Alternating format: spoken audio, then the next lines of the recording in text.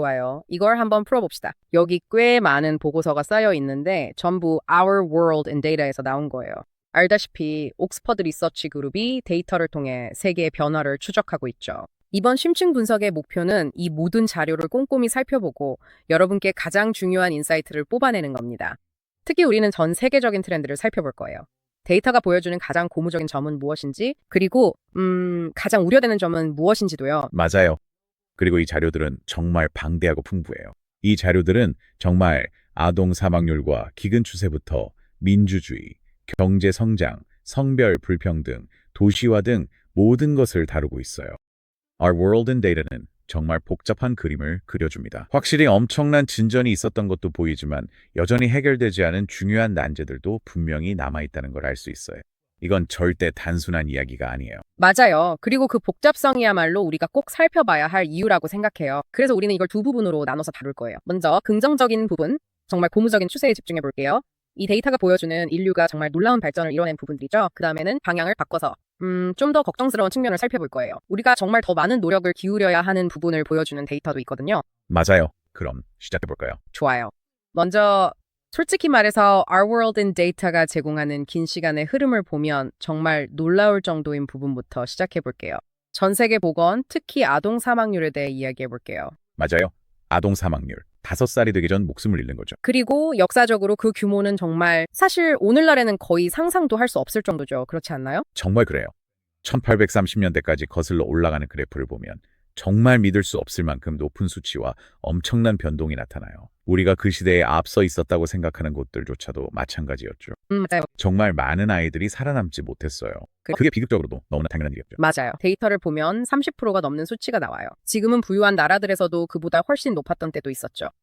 하지만 그 후로 상황이 바뀌기 시작했어요. 극적으로요. 맞아요. 특히 지난 2세기 동안 그리고 최근 수십 년 사이에 그 변화가 더 빨라졌죠. 진전이 정말 놀라울 정도예요. 아동 사망률이 급격히 떨어졌어요. Our World in Data의 연구를 보면 그 오랜 역사를 보여주면서 우리가 얼마나 멀리 왔는지 실감하게 해줘요. 그 변화의 원인은 왜 급격히 감소한 걸까요? 데이터를 보면 보건의료 지출이 증가한 것이 가장 큰 원인으로 나타나요. 명확한 상관관계가 있죠. 보건에 더 많은 투자를 할수록 기대 수명은 높아지고 아동 사망률은 낮아집니다. 그리고 Our World in Data에서 정말 흥미로운 결과를 발견했어요. 보건 지출이 늘어나면 부유한 나라든 가난한 나라든 아동 사망률이 비슷한 비율로 감소하는 경향이 있다는 거예요.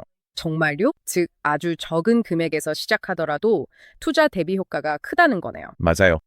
기본적인 보건에 자원을 투입하면 거의 모든 경우에 많은 생명을 구하는 엄청난 효과가 있다는 걸 시사하죠. 그건 희망적인 소식이네요. 앞으로 나아갈 길이 보이네요. 저도 그렇게 느껴져요. 그리고 대규모 비극을 막는 얘기가 나와서 말인데 이제 기근에 대해 이야기해 볼까요? 아, 기근이요. 대규모 굶주림. 그렇죠. 인류 역사에서 정말 무서운 부분이죠. 그리고 Our World in Data에서 나온 핵심적인 발견은 정말 긍정적이에요. 치명적인 대규모 기근은 20세기 전반이나 그 이전과 비교하면 최근 수십 년 동안 훨씬 더 드물어졌어요. 요즘 기근이 발생하더라도 대체로 더 국지적이고 다행히도 과거의 기근에 비해 훨씬 덜 치명적인 경우가 많아요. 정말 큰 변화죠. 알겠어요? 그런 변화가 어떻게 일어난 거죠? 자료에 따르면 그 변화를 이끈 요인은 무엇인가요? 데이터에 따르면 여러 가지 요인이 복합적으로 작용한 것으로 보입니다. 우선 기본적으로 식량 공급이 늘어났어요. 농업 과학 덕분에 작물 수확량이 높아졌고요. 그리고 식량 위기 때 매우 중요한 더 나은 의료와 위생 환경도 개선됐죠. 무역이 늘어나면서 지역적인 식량 부족도 완화됐고요. 식량 가격도 전반적으로 소득에 비해 낮아졌어요. 그리고 결정적으로 전 세계적으로 극심한 빈곤이 크게 줄었죠. 우리가 더 회복력이 강해진 거네요. 맞아요. 충격에 더 강해졌죠. 그러니까 이게 옛날 멜서스 이론에 찬물을 끼얹는 셈이네요. 그렇지 않아요? 인구 증가가 결국 기근으로 이어진다는 그 생각 말이에요. 정말 그래요. Our World in Data에 따르면 인구가 엄청나게 늘었음에도 불구하고 기근으로 인한 사망자는 크게 줄었어요. 실제로 인구 증가 속도가 가장 빨랐던 나라들이 오히려 굶주림이 가장 많이 줄었는데 그 이유는 인구 증가가 경제 발전, 더 나은 농업, 더 나은 인프라와 함께 이루어졌기 때문이에요. 그러니까 기근이 인구 증가를 억제하는 주요 요인은 아니었어요. 진짜 이야기는 인구학적 전환, 즉 사망률과 출생률의 감소죠. 맞아요. 그건 재난이 아니라 발전, 건강, 교육에 의해 이루어진 거예요. 알겠어요? 음, 좋아요. 이제 생존의 기본에서 정치적 삶으로 넘어가 볼까요? 민주적 권리의 확산이요. 네. 그리고 이것도 Our World in Data가 솔직히 놀라운 성취라고 평가하는 부분인데 연대표를 보면 그 이유를 알 수 있어요. 한번 생각해 보세요. 200년 전만 해도 거의 아무도 민주적 권리를 갖고 있지 않았어요. 일반 사람들이 투표를 하고 보장된 자유를 누린다는 개념은 대부분의 인류에게 사실상 존재하지 않았죠. 그럼 지금은요? 데이터는 뭐라고 하나요? 오늘날에는 수십억 명이 민주주의 국가에서 살고 있어요. 90년대 후반에는 선거 민주주의나 자유민주주의 국가에 약 30억 명이 살고 있었죠. 2012년에는 38억 명이 넘었어요. 이제 대부분의 국가가 적어도 표준 분류상으로는 민주주의 국가입니다. 상대적으로 짧은 역사적 시간 안에 정치적 권리가 엄청나게 확대된 거죠. 그 규모는 정말 놀라워요. 이런 걸 보면 관점이 달라지죠. 정말 그래요. 그리고 이 모든 발전과 밀접하게 관련된 또 다른 큰 변화는 전 세계적으로 출산율이 감소했다는 점이에요. 맞아요. 여성 한 명당 자녀 수 말이죠. 그 부분의 데이터도 꽤 뚜렷하더라고요. 맞아요.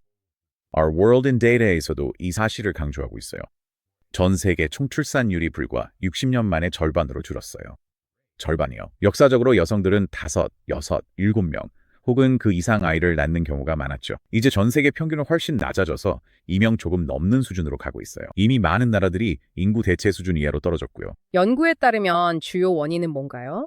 다시 한번 이건 아동 사망률과 강하게 연결돼 있어요. 부모들이 더 많은 자녀가 실제로 어린 시절을 무사히 넘기는 걸 보면서 많은 아이를 낳아야 한다는 인식이 줄어들었죠. 인구학자들은 이를 저장 전략이나 대체 전략 불러요. 그러니까 아이들이 덜 죽으니까 가족들이 아이를 덜 낳기로 선택한 거예요? 맞아요. 데이터를 보면 아주 강한 연관성이 나타나요. 다만 사회적 인식이 따라잡으면서 약간의 시차가 있기도 하죠. 이해가 되네요. 다른 요인들도 있나요? 물론이지요. 자료에는 여러 가지가 언급돼요. 아동 노동이 줄면서 아이들이 가족의 수입에 꼭 필요하지 않게 됐고요. 또 아이들 교육이 늘어나면서 한 명 한 명 키우는데 드는 비용도 더 커졌죠. 그리고 결정적으로 가족 계획과 피임에 대한 접근성이 훨씬 넓어졌죠. 방글라데시처럼 조직적인 가족 계획 프로그램의 영향이나 미국 등지에서 피임약이 발명되고 널리 퍼진 것도 엄청난 영향을 미쳤어요. 심지어 브라질의 텔레노벨라처럼 대중매체에서 소가족이 자주 그려지는 것조차도 사회적 인식 변화에 한몫하는 것 같아요. 이 모든 게 건강, 경제, 교육, 문화가 어떻게 맞물려 돌아가는지 정말 흥미롭네요. 좋아요. 경제 이야기가 나왔으니 정말 중요한 주제인 극심한 빈곤의 감소에 대해 이야기해 볼게요. 맞아요. 그리고 여기서 Our World in Data의 역사적 관점이 정말 중요하죠. 200년 전만 해도 극심한 빈곤이 당연한 일이었어요. 지구상의 대부분의 사람들은 말 그대로 그들이 표현한 대로라면 아주 작은 거주 공간, 영양 실조를 일으키지 않을 정도의 음식, 그리고 최소한의 난방조차 감당할 수 없었죠. 정말 최소한의 기본적인 것들만 있었어요. 그게 대다수 사람들의 삶이었죠. 그리고 그 후에 자료에서 경제 역사상 가장 중요한 변화라고 부르는 일이 일어났습니다. 바로 산업혁명과 그 이후에 일어난 모든 것들이죠. 기본적으로 지속적인 경제 성장입니다. 더 많고 더 나은 상품과 서비스를 계속해서 생산해내는 이 지속적인 증가 말이에요. 생산성의 도약을 생각해 보세요. 예를 들어 필경사가 한 권을 베꼈을 때 인쇄기는 수천 권의 책을 만들어내는 것처럼요. 이런 종류의 도약이 시간이 지나면서 경제 전반에 적용된 거죠. 그 결과가 데이터에 나타나 있습니다. 극심한 빈곤 속에 사는 사람들의 비율이 극적으로 감소했습니다. 1820년경 이후 모든 세계 지역에서 나타난 현상으로 이것이 바로 우리 세계의 한 시대입니다. 데이터의 핵심 발견 중 하나는 수십억 명이 최악의 궁핍에서 벗어난 이 역사적 탈출을 보여줍니다. 상대적으로 말하면 세계는 훨씬 덜 가난해졌어요. 엄청난 성취죠. 빠르게 긍정적인 추세를 언급하자면 성별 임금 격차가 있습니다. 네, 데이터에 따르면 신뢰할 만한 데이터가 있는 대부분의 국가에서 최근 수십 년간 그 격차가 줄어들고 있으며 특히 미국과 같은 고소득 국가에서 두드러지게 나타납니다. 여성의 교육 수준이 높아진 것이 그 격차를 좁히는데 중요한 요인으로 보입니다. 알겠어요. 무역과 세계화는요? 일반적으로 지난 수십 년간 Our World in Data가 기록한 추세는 전 세계적으로 무역 개방성이 더 높아지는 방향이었습니다. 그리고 데이터는 무역과 경제 성장 사이에 긍정적인 연관성이 있음을 보여주는 경향이 있습니다. 기업들이 더 효율적으로 변하고 그와 같은 현상들, 그리고 소비자에게는 더 낮은 가격과 더 다양한 선택지 등 이점이 있습니다. 여기서 잠깐 멈춰보면 Our World in Data를 바탕으로 한 이 전반부는 정말 놀라운 진보의 모습을 보여주고 있지 않나요? 아동 사망 감소, 기근 감소, 민주주의 확대, 자발적으로 줄어든 가족 규모, 수십억 명이 극심한 빈곤에서 벗어남, 심지어 성별 임금 격차도 일부 줄어들고 무역도 증가했습니다. 정말 그렇죠. 그런 진보는 실제로 존재하고 문서로도 남아있으며 오늘날 세계가 과거와 어떻게 달라졌는지 이해하는 데 중요한 맥락입니다. 맞아요. 하지만 처음에 말했듯이 이게 전부는 아닙니다. 이제는 데이터가 보여주는 또 다른 면, 즉 우려스러운 추세들도 살펴봐야 합니다. 다시 아동 사망률로 돌아가 봅시다. 진보는 정말 놀라웠지만 Our World in Data 보고서는 정말 충격적인 통계로 시작합니다. 정말 그래요. 이건 정말 중요한 사실을 상기시켜줍니다. 진보가 곧 승리는 아니라는 거죠. 우리는 여전히 매년 500만 명의 아이들이 5살이 되기 전에 세상을 떠나는 세상에 살고 있습니다. 500만 명이라고요? 그게 보고서에 따르면 매분 10명의 아이가 세상을 떠난다는 뜻입니다. 매분 10명이라니. 네. 매분마다요. 이건 그래요. 정말 가슴이 아파요. 그 모든 진보에도 불구하고 여전히 이렇게 많은 아이들이 세상을 떠난다는 사실이요. 그리고 이 데이터는 불평등을 아주 분명하게 보여줍니다. 아이들이 태어난 곳에 따라 생후 첫 달, 그리고 첫 몇 년 동안 사망할 위험이 크게 다릅니다. 이 위험은 여전히 국가의 소득 수준과 밀접하게 연결되어 있습니다. 그래서 전 세계 평균이 개선되고 있음에도 불구하고 부유한 나라와 가난한 나라 사이의 아동 생존율 격차는 여전히 엄청나게 크고 심각한 문제로 남아있으며 데이터가 이를 명확히 보여줍니다. 진보는 분명히 존재하지만 그 진보는 매우 불평등합니다. 알겠어요? 그럼 민주주의는 어떤가요? 우리는 민주주의 확장을 축하했지만 후퇴도 언급했죠. 맞아요. Our World in Data는 이 점을 분명히 하고 있습니다. 민주적 권리는 확산되었지만 여전히 보편적이라고 할 수는 없습니다. 그리고 여기 정말 뼈아픈 부분이 있습니다. 세계 인구가 너무 많이 늘어났기 때문에 오늘날 민주적 권리를 누리지 못하는 사람들의 비율은 200년 전과 비교하면 더 적지만 잠깐 맞는지? 민주적 권리를 누리지 못하는 사람들의 총수는 인류 역사상 지금이 가장 많다는 겁니다.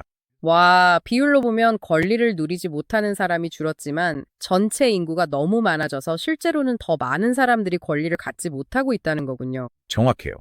인구 증가 속도가 민주주의 확산 속도보다 빨랐고 자료에서는 최근에 뚜렷한 예시를 제시하고 있습니다. 인도 14억 명이 사는 나라죠. 좋아요. 2017년에 일부 주요 지표에서 선거 독재 국가로 재분류되었습니다. 이 한 번의 변화로 인해 통계적으로 엄청난 수의 사람들이 최근 정치적 권리의 후퇴를 경험하게 된 셈이죠. 이 사실은 진보가 결코 보장된 것이 아니라는 점을 정말 잘 보여줍니다. 오히려 후퇴할 수도 있죠. 이건 진보가 필연적이라는 생각에 정말 도전이 되네요. 좋아요. 이제 성별 불평등에 대해 더 깊이 들어가 봅시다. 임금 격차가 줄어들고 있다는 점은 긍정적이지만 자료를 보면 여전히 남아있는 불평등이 얼마나 많고 그 문제가 얼마나 복잡한지 알 수 있어요. 정말 그래요. 상당한 격차가 여전히 존재합니다. 의심의 여지가 없죠. 맞아요.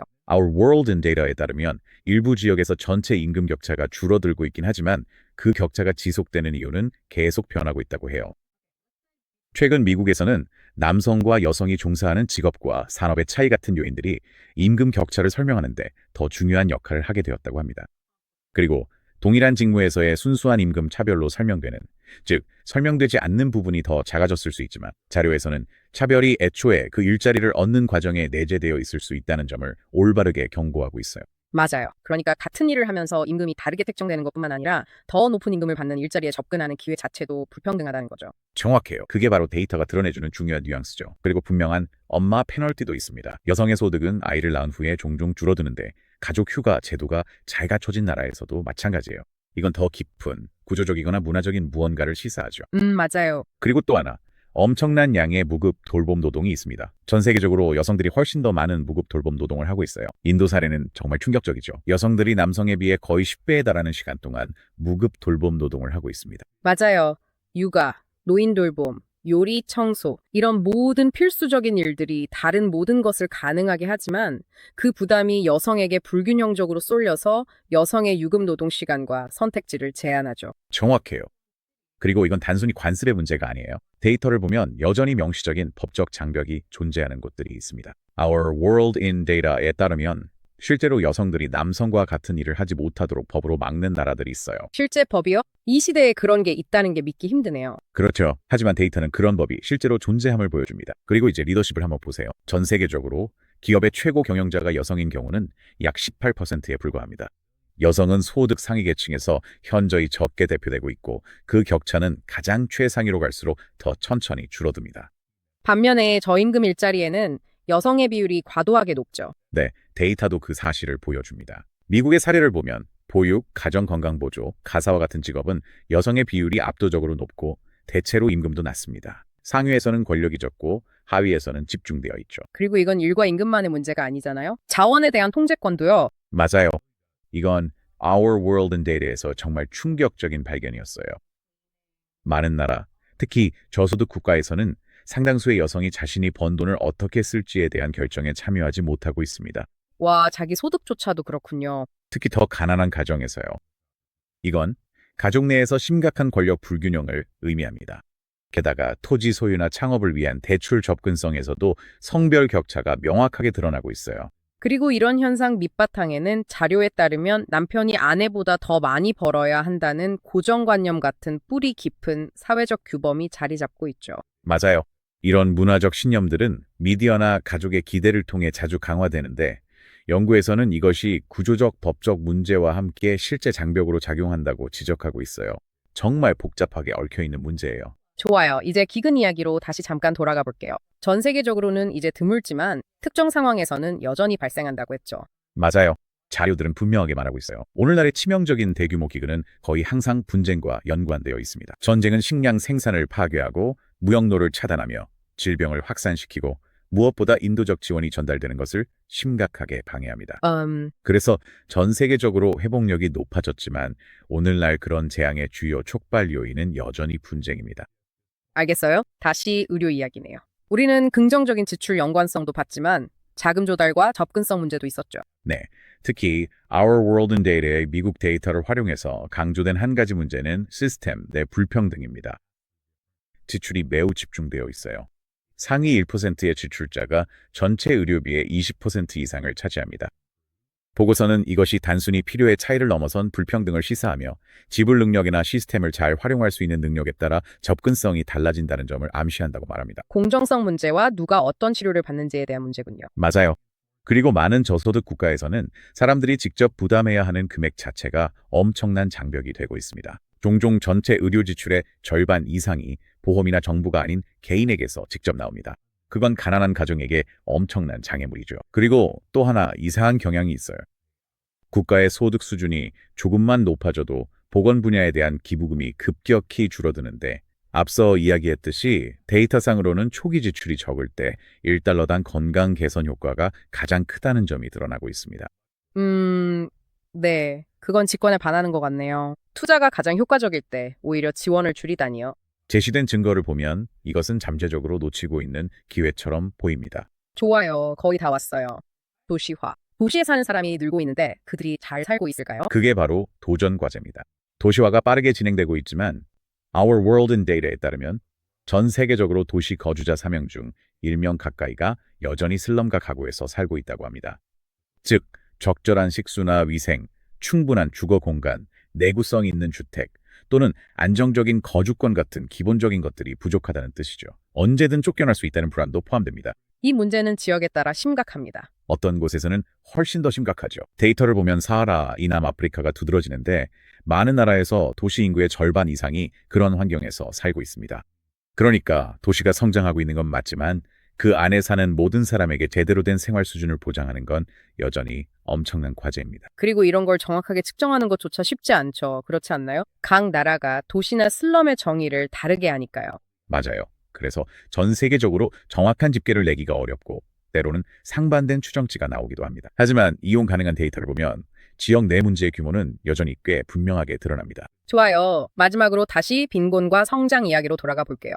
우리는 극심한 빈곤이 줄어든 것을 축하했지만 Our World in Data는 더 높은 빈곤선도 사용하는데 이는 훨씬 더 엄중한 현실을 보여줍니다. 정말 그렇죠. 하루 2.15달러라는 극빈 기준에서는 엄청난 진전이 있었지만 기준을 조금만 높여도 상황은 완전히 달라집니다. 하루 6.85달러 기준을 적용하면 Our World in Data의 통계에 따르면 전 세계 인구의 47%, 거의 절반이 여전히 빈곤 속에 살고 있습니다. 그리고 하루 30달러 기준을 적용하면 그 비율은 84%에 달합니다. 와, 그럼 전 세계 인구의 약 16%만이 하루 30달러 이상으로 생활한다는 건가요? 빈곤 규모가 완전히 다르게 느껴지네요.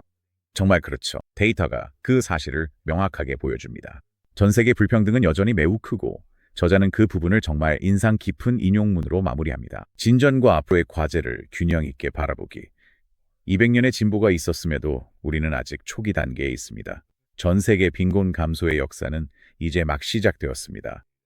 전 세계 빈곤 감소의 역사는 이제 막 시작된 거죠. 그래요. 그 말이 이 전체 심층 분석의 핵심을 정말 잘 담아낸 것 같네요. 그렇지 않나요? 이 이중적인 현실은 Our World in Data 자료에서 잘 드러납니다. 맞아요. 그 복잡한 상황을 완벽하게 요약해주죠. 세상은 여러 중요한 면에서 예전보다 훨씬 나아졌지만 동시에 여전히 깊은 불평등이 존재하고 큰 도전에 직면해 있으면서도 앞으로 훨씬 더 나아질 잠재력을 지니고 있습니다. 그래서 이 Our World in Data 보고서들을 종합해보면 우리는 정말 놀랍고 고무적인 추세들을 확인할 수 있었습니다. 아동 사망률과 기근이 급감하고 민주주의가 수십억 명에게 확산되었으며 가족들이 자녀 수를 줄이기로 선택하고 수십억 명이 극심한 빈곤에서 벗어났고 성별 임금 격차에서도 일부 진전이 있었으며 무역의 혜택도 있었습니다. 정말 엄청난 성과들입니다. 데이터로 명확하게 입증된 엄청난 발전이 있었지만 그 이면에는 우려스러운 면도 있습니다. 여전히 매년 500만 명의 아이들이 막대한 불평등 속에서 목숨을 잃고 있습니다. 절대적인 수치로 볼 때 민주적 권리를 누리지 못하는 사람의 수는 그 어느 때보다 많아졌습니다. 임금, 노동, 권력, 사회 규범 등에서 성별 불평등이 여전히 깊게 뿌리내려 있습니다. 분쟁으로 인해 기근이 여전히 발생할 수 있습니다. 의료 서비스 접근성 역시 여전히 심각하게 불평등합니다. 수억 명이 도시 빈민가에서 살고 있고 세계 인구의 대다수는 여전히 보수적인 기준으로도 빈곤 속에 살아가고 있습니다. 이처럼 놀라운 진전과 여전히 남아있는 거대한 과제를 모두 이해하는 것이 세상을 제대로 바라보고 앞으로 우리가 어디로 나아가야 할지 생각하는 데 정말 중요하다고 느껴집니다. 자료들을 보면 이러한 진전의 상당 부분이 인간의 선택에서 비롯되었다는 것이 분명하게 드러납니다. 그렇지 않나요? 혁신, 정책, 공중보건 노력, 변화하는 규범뿐 아니라 여전히 남은 문제들 역시 종종 인간 시스템의 갈등, 차별, 시장 실패, 저항, 사회적 규범과 연결됩니다. 이러한 연관성은 부정할 수 없습니다. 그래서 생각하게 되지 않나요? 이 데이터에 나타난 긍정적, 부정적 추세 모두가 인간의 선택에 의해 얼마나 크게 좌우되었는지를 생각할 때 이 심층 분석에서 여러분, 즉 청취자분께 가장 놀라웠던 점은 무엇이었나요?